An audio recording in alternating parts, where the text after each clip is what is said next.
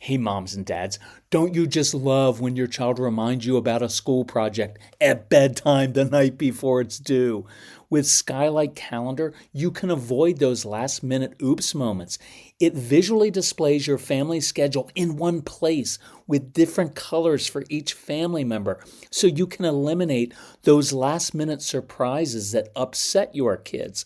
Skylight Calendar is a Wi-Fi connected digital display that syncs seamlessly with all your calendars and visually showcases your family's schedule on an HD touchscreen. You can manage events, chores, and grocery lists on the go with the free Skylight app. This is a game changer for families like ours. And your happiness is Skylight's happiness. So if in 120 days you are not 100% thrilled, you can return it for a full refund, no questions asked. This is a great Mother's Day gift. And right now, Skylight is offering our listeners $30 off their 15-inch calendars by going to skylightcal.com/calm. Go to skylightcal.com/calm for $30 off your 15-inch calendar. That's skylightcal.com/calm. So you have a strong-willed child who triggers you by talking back, dawdling, having a messy room, having to constantly have things be their way. When one parent is with this child, they're awesome, but when you introduce the whole family, it's like they dominate the whole night and it's hard. On top of that, you're battling issues from your own childhood and a spouse who seemingly undermines what you're trying to do. And that's a lot to deal with. A typical problem that parents experience is typified by this email. Our child is struggling in school with blurting out, emotional outbursts, and not completing schoolwork. We've tried taking away things and grounding him, but nothing seems to work. Our child's in therapy now to help with these things. But my husband and I struggle with controlling our own emotions, and we're not always on the same page. So, how do we handle this? That is what we are going to discuss on today's episode of the Calm Parenting Podcast. Welcome. This is Kirk Martin. I am founder of CelebrateCalm.com. I'm excited to share an idea at the end of this podcast that we used as a family, but I've never shared it before on the podcast. And I'm going to address these common issues over the course of 2 separate podcasts. That way I can address each part in detail. In this podcast, we're going to address your role as the parent. And then in the next episode, I'll show you how to handle behavior issues in a way that builds confidence instead of destroying it. And we'll also address when it's helpful for your child to go to therapy and when it's not. So here's the thing. Marriage and parenting will likely be the 2 most challenging jobs or missions you'll ever take on in your life because you are coming face to face with your own character deficits, right? Because you never knew you could be this impatient or this easily frustrated, right? You're good people.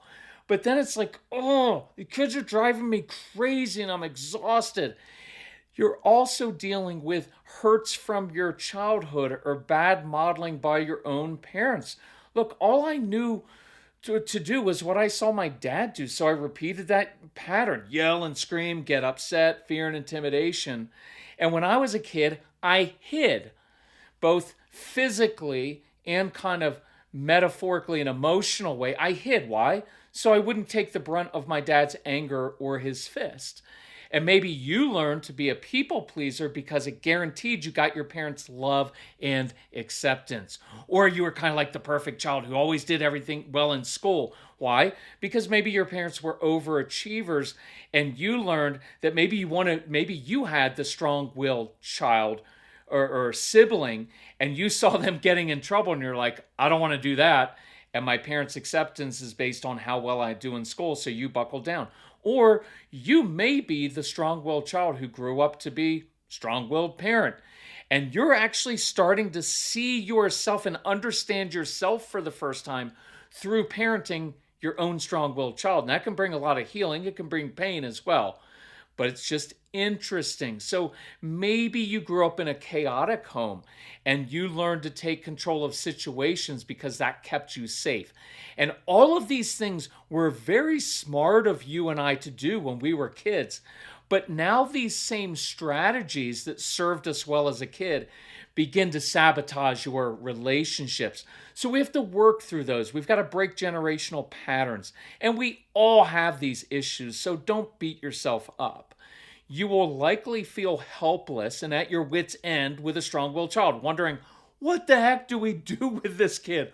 All the normal parenting advice simply doesn't work with these kids. And look, it usually backfires. It usually makes it worse. And then you get judged on top of that. So, some parents, like me, refuse to acknowledge this. We live in denial. That's what I did at first. And so we double down on the tough approach. I'm just going to double down on the consequences. And then the strong-willed child kind of quadruples down on the resistance.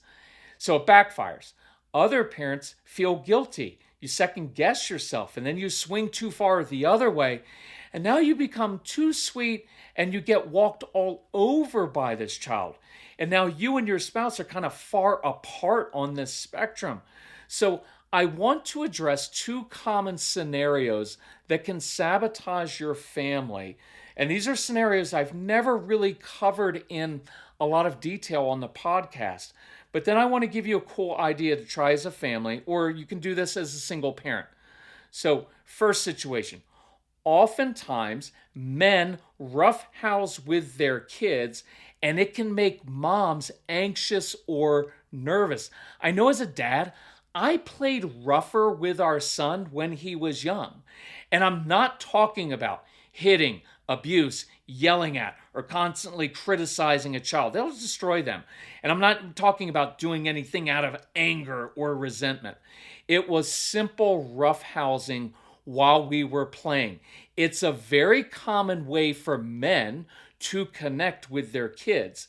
And if you look up the research, roughhousing is absolutely essential for a child's healthy brain development.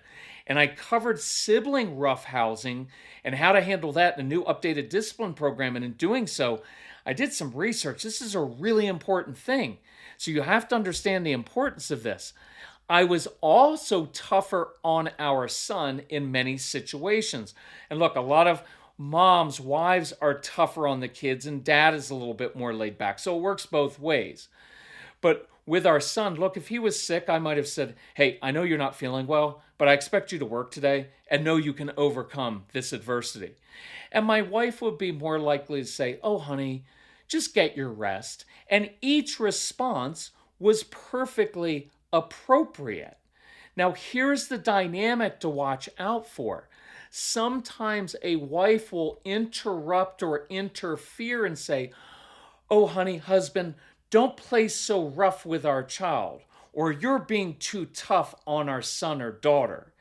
And then the dad, the husband, will kind of shut down and feel left out of the parenting process, like nothing he ever does is ever right or good enough. That's very common. I want you to be aware of it. We want dads to be involved. So have an honest conversation about this in your home. Look, learn how to do that. Learn how to say, honey, it just makes me really uncomfortable when you're being rough with our kids. And then husband, you can say, I know, I understand that. It can sound a little bit chaotic and sounds like we're getting hurt, but I'm not doing it out of anger and I'm in control of myself. And this is really important. And so will you trust me with this? Talk about that. And again, I am not talking about hitting, abuse, relentless criticism, demeaning a child. I'm not talking about being angry and lashing out. I'm talking about having sometimes a more stern tone, which is not mean, it's just more stern and serious, or physically roughhousing.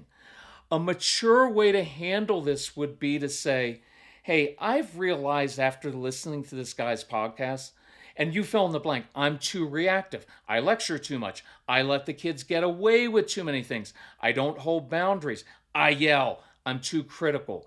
Could you help me make some small changes? That kind of humility in your relationships is very powerful. Otherwise, you know what you're going to do? You're just going to point fingers at each other, and then you're just going to lose your whole family and your marriage. It just doesn't work that way. But if you work together on this, not trying to make like one is better than the other, you'll change things very quickly. Okay, number 2, we often try to fix the child because the parent refuses to change. Over the years, I guarantee you I have received thousands of emails from moms. The first 6 paragraphs detail the child's behavioral issues, big emotions, and meltdowns. And then the last sentence is almost an aside. Oh, by the way, my husband has anger issues. And I'm like, oh, I didn't need to read the first 6 paragraphs, just that last sentence. Because look, if mom or dad have anger issues and can't control themselves, the strong-willed child will likely have emotional outbursts. You can't separate the two. No blame, no guilt. It's just how it works. Sometimes the roles are reversed, but this is most common. So here's what's really happening. A mom has most likely asked her husband to change repeatedly, even dozens of times, to work on his anger, reactive issues. Honey, please stop yelling at the kids. Stop being so critical. Please deal with your anger issues. But he denies or dismisses her, as I did before I changed. And so then what she is desperately asking me, right, a stranger, is, hey, can you please help me to get my child to calm down and stop reacting so that my husband doesn't get upset and yell? See how that works? I want you to help me change my child precisely because my husband won't. And so I don't have to be caught in between and manage everybody's emotions and be the referee. And look, I always want to respond, hey, you just need to talk to your husband instead of trying to fix your child. But that's easy for me to say sitting in the comfort of my own home. Because what I'm really asking a woman to do quite often is this. Hey, you know that guy who's most likely bigger and stronger and more aggressive than you? You know, the guy with the anger issues who gets triggered, melts down? Yeah, go tell him he needs to grow up and work on his anger issues. And that can be scary depending on the situation. It can be a terrifying, vulnerable, and lonely place to be. So I do always try to help out with the child. But it's not right to ask the child to change when the grown adult can't. And it's not right to put a wife in that position. And I'm also going to add this for the moms. You're not crazy. You're not imagining this. I know that controlling people often isolate their spouses, live far away from family and any support, and they turn things around on you to cause you to doubt yourself and blame yourself and question yourself. And I just want you to know, moms, you're seen. You're not alone. So what can we do in this situation? So we just moved into a new home with no landscaping. So we were thrilled to discover fast-growing trees. They take the hassle out of creating your dream yard. No more wasting your weekend driving around, being overwhelmed by big garden centers that don't have what you want. Fast Growing Trees is the biggest online nursery in the US with thousands of different plants and over 2 million happy customers, including us. Get your plants delivered directly to your door in just a few days. Their Alive and Thrive guarantee ensures your plants arrive happy and healthy. Plus, you get support from trained plant experts on call to help you choose and care for the right plants. This spring, Fast Growing Trees has the best deals for your yard, up to half off on select plants. Plus, listeners to our show get an additional 15% off their first purchase when using the code CALM at checkout. That's an additional 15% off at fastgrowingtrees.com using the code CALM. fastgrowingtrees.com/CALM. Offers valid for a limited time. Terms and conditions may apply. So let's geek out together for a minute over gut health because I'm really into this. I just learned that prebiotics are the food that help fuel the growth of healthy bacteria, the probiotics, in your gut. So you have to have both. And that's why AG1 helps my digestion, calms my stomach, and keeps me regular. Look, I've loved my morning AG1 routine for years, long before AG1 became a wonderful partner to the podcast. It's a quick, easy win because I start my day with 75 vitamins, probiotics, prebiotics, and whole food sourced ingredients.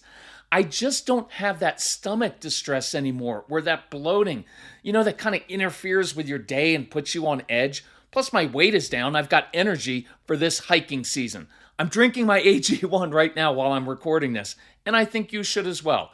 AG1 is offering new subscribers a free $76 gift when you sign up. You'll get a welcome kit, a bottle of D3 and K2, which I love, and 5 free travel packs in your first box. So check out drinkag1.com/calm to get this offer. That's drinkag1.com/calm to be kind to your gut. So I like to use analogies with men because we tend to relate to those well. And I always kind of joke with men when they get everything packaged. It has 14 programs in it. I'm like, hey, guys, look, your wife is going to listen to all 14 programs. I just want you to start with the Straight Talk for Dads program. It's concise, it's direct, very easy. It's a guy, me, talking to them like we talk, concise, direct, actionable. And I always make this analogy. In every sphere of life, men respect other men who stay cool and calm under pressure. We like following the quarterback, platoon captain, the ER doctor, the business leader who stays cool when everything is falling apart. We're not going to follow a quarterback who's like, you don't know what route to run. How many times have I told you don't run that route? You keep fumbling. Let's go score. Nobody's following that guy. And so like when we're at work, we tend to be very good at, we stay calm, we assess the situation, and we problem solve. But for some reason, we walk through the door of our home and then we just lose it. And so for the next week, sometimes I challenge dads, instead of just being the reactive dad who's kind of always irritated, be the quarterback in your home. Assess what's going on. Look at the defense. See what they're throwing your way. And then you adjust to that and you lead your team. You lead your kids. If your husband happens to be watching a football game, you could always say, hey, could we use this whole quarterback model with the kids this week? And he may be like, what do you mean? I'll be like, well, the team follows the quarterback when the quarterback stays cool and calm under pressure and leads his team. And I would keep things simple. Maybe you can agree on a couple goals for the week. And whatever your weakness is, be vulnerable and start with that. Hey, I struggle with X. Hey, I struggle with holding the kids accountable, with holding boundaries. This week, I'd like to learn how to be a little tougher. I'd like to learn how to not be moved by their emotions and get manipulated by them. I need help learning to say no. Could you come alongside me and help me, because you're actually really good at that and I could use your help. See, that's kind of nice. And maybe your spouse practices not reacting and not getting upset when the kids misbehave, and your spouse sits, problem solves like they do at work. And I think an easy goal for both of you to get on board with is very foundational. Hey, could we just practice this for 1 week? We're simply going to affirm your kids for what they're already doing well. Short and sweet, make it specific. Hey, I appreciate you helping me clean up. Hey, I noticed how you handled that with your sister. That shows me you're growing up. And then you just walk out of the room, short and sweet with your praise. Hey, I heard you apologize to your mom earlier. A lot of grown-ups won't even admit their mistakes. It's really mature of you. Hey, I noticed you lost at the board game earlier and I heard you start to complain. But then you caught yourself and you said, hey, good game to your brother. Man, I'm really proud of you. Do that for a week.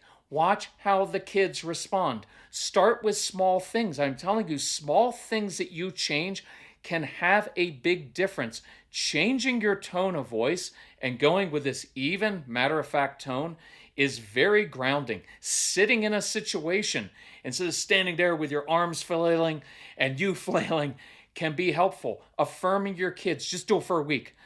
If you have it and if you're up for it, listen to that updated Discipline That Works program as part of the package and decide on 2 or 3 things that you'll both agree to do. Look, you can't say like, we need to completely redo our whole parenting paradigm.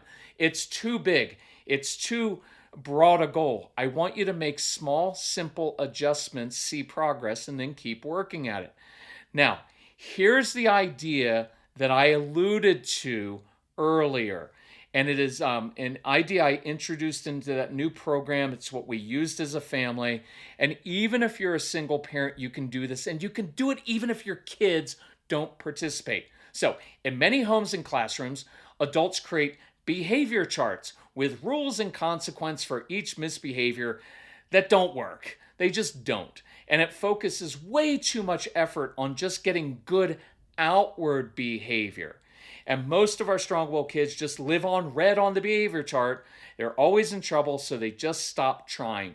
Or they'll do even worse. They internalize, I'm a bad kid. I'm the black sheep of the family. Nobody likes me. We don't want that. But what if instead of a behavior chart, you created a trigger chart or a trigger board for your entire family, especially as the kids get older? So you just get a whiteboard or a piece of paper and you list out each person's name at the top, mom, dad, each child, and then one trigger each person struggles with. What does trigger you? What bothers you? What makes you react, sets you off, ruins your sense of order and peace? When you take the lead on this, you are modeling humility and you are working on yourself. It is the greatest lecture you can give to your kids, is to have them actually just watch you change right in front of them. And so, to be honest, hey, my trigger is when things are kind of askew in the house and there's a mess. And you can tell your kids why that bothers you so much. Might be something from your childhood, right? You don't share your trauma and horrify your kids, but you can share small things. You can explain why this bothers you, the physical feeling you feel in your body, how you typically react to it. They already know this because they've seen you do it. But most importantly, one or two ways you are going to begin responding to overcome this trigger. Maybe yours is, hey, my trigger is being late. When I was a kid, we got yelled at a lot, even if we were on time, because my dad was career military. So when you guys move slowly, have you ever noticed that I try to rush you? Then what happens? You guys move more slowly. And you're not rejecting me or my authority. You're rejecting my anxiety. So from now on, here is what I'm going to practice doing instead.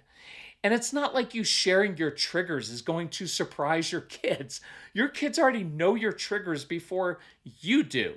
So help them identify their triggers. Hey, I've noticed a pattern. Something that really upsets you is when plans change suddenly, when you don't get what you want, when you lose at games. So normalize it. Everybody has triggers in this family, in the world. And then teach and show them how to handle those triggers differently. Now, your kids don't have to participate, but you're normalizing the fact that we all have triggers, and we're modeling for them how to deal with their own issues so they learn how to get to the root of it. Look, this is way more important than anything your kids are going to learn in school. How many people with master's degrees and PhDs can't handle human relationships and their lives become a mess? You can have all the knowledge in the world and be really good at studying, but if you don't know how to handle your own triggers and handle relationships with people that trigger you, the education doesn't matter. It's really important. I wish someone had taught me this before I was 35. It almost ruined all my relationships. So, okay, I'm just checking time. So here's the deal.